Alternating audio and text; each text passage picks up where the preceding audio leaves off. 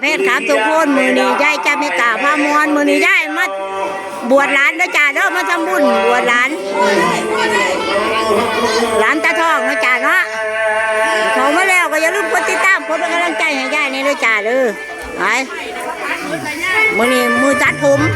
จ่านี่น้องสาวมาจากกรุงเทพด้วยจ่ามาบวชหลานเจ้าภาพใหญ่เด้อจ่านี่มาจากอุดมสุขนะจ่านี่มาบวชหลาน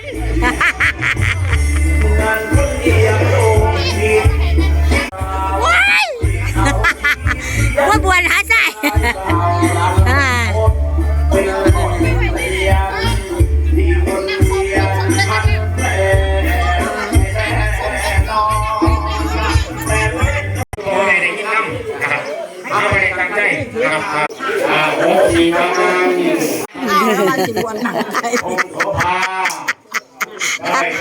จุบวนพอป่ะไป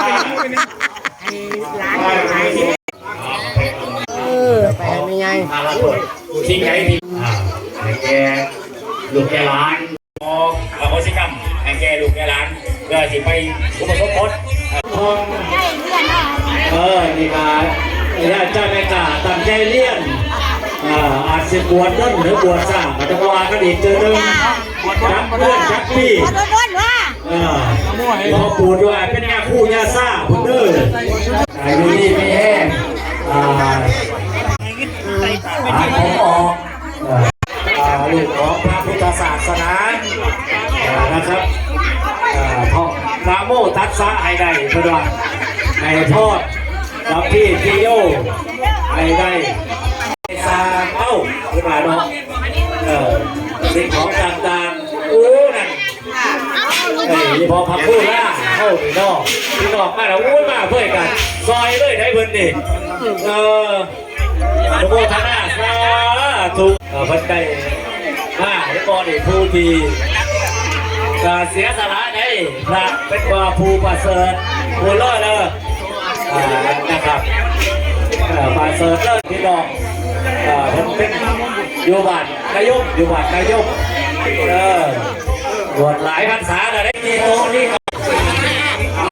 เอาหันมานี่ก่อนเอาสาวมาก่อนนะพี่น้องว่าเก่งแล้วทีละลูกเลยไม่หลอกมาเด็กตัดคนละนิดละหน่อย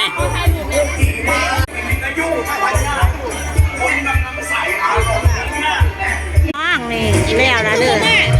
จ่าเด้อนี่เต้นโตนาออกมาล่ะ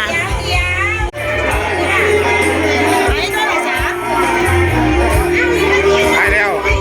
นี่ล่ะ